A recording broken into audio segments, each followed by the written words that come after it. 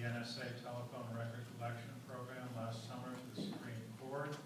We were supported in that effort by dozens of legal scholars and former members of the Church Committee who agreed that under Section 215 there simply wasn't the authority for the NSA to collect all of the telephone records of American citizens.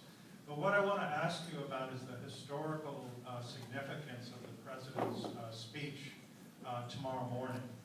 And it seems to me that if we take a step back and think about the significant reform efforts in this area, we recall, for example, the Congress of 1974 post-Watergate that passed the Privacy Act and strengthened the Freedom of Information Act, and the Congress after the Church Committee that established the Foreign Intelligence Surveillance Act. Don't you think we have sufficient evidence at this point that points toward comprehensive legislative reform in light of what we know to safeguard privacy in the country? Well, I certainly do, Mark, and EPIC's a terrific organization. I've been on the advisory board with them for a long time. They're the ones who originally fought NSA during the 1990s when NSA wanted to do a thing called the Clipper chip. And that was where the NSA would force the encryption companies in the U.S. to turn the keys over to NSA for letting them use the back door. The public and Congress rejected that, largely because of what EPIC was doing. And then we find out from the Snowden documents that it didn't make any difference since they're going around the back door anyway and eavesdropping on it. So yeah, it's a good question. The problem is, somebody mentioned there is a name Frank Church in Congress anymore. Is that Dianne Feinstein? And I just don't see an awful lot of momentum in Congress to work on, or to actually pass some privacy bills with teeth in it. I mean, I would really like to see that happen. We're living in this, still living in this post 9/11 period, which we weren't living in back in those days.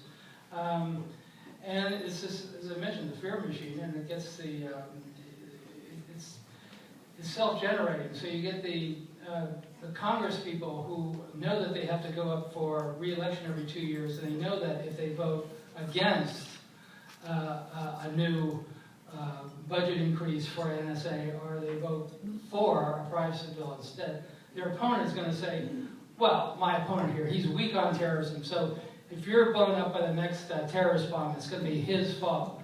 And that serves as a disincentive to these Congress people to push for progressive legislation and falling back on just pouring more money into the intelligence committee. But yeah, that's one of the reasons why I advise EPIC, because I think EPIC does a great job of trying to get these bills passed. There's been a couple of references here, or at least one, to the fact that we have to balance our rights against national security. And that seems how an vigorous effort by a lot of people agree of frame the argument that we have to balance these rights, constitutional rights, versus national security. And it seems lost in that is that, in fact, our Bill of Rights was, as Mr. Henry alluded to in the beginning, really the means for us as a sovereign people versus what we previously were subjects under monarchy, to be the overseers, provide oversight to our government, meaning the malfeasance or misfeasance of government officials. So going back, some of us are old enough to remember the 70s, as you've already talked to, the Army, agency of the Department of Defense, spying on American anti-war activists to suppress that free speech and right to know. Here we have the NSA, again, a DoD agency, doing it on a massive scale worldwide. And the question seems to be, or to me seems to be, why are we willing to relinquish to government officials, military especially, who have a very narrow focus, this right to know that we as American citizens should have, because I think Vietnam was the best example showing that the Army, the military, was wrong, and the anti-war activists were right, and they're the ones who managed to keep us from degrading into the same kind of catastrophic failures that the Soviet Union did only 15 years later, because we had that right to know. So where is the outrage, I guess is my question.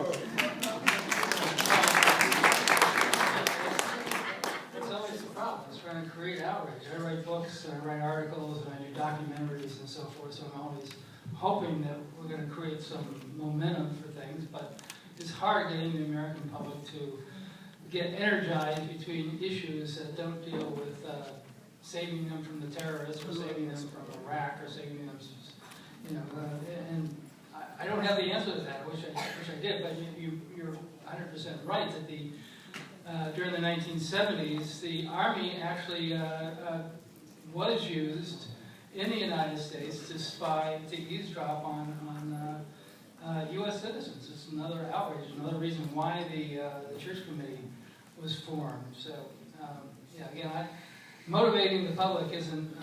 If I knew the answer to that, I'd be selling toothpaste or something, make millions of dollars. But I don't know how to motivate the public. I just know how to write books and whatever.